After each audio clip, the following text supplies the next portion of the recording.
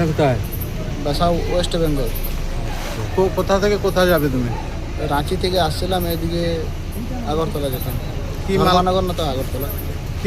কি মাল পাওয়া গেছে গাড়িতে? গাড়িতে সিরাপ কত ছিল? 20,000। কত টাকার বিনিময়ে এনেছো?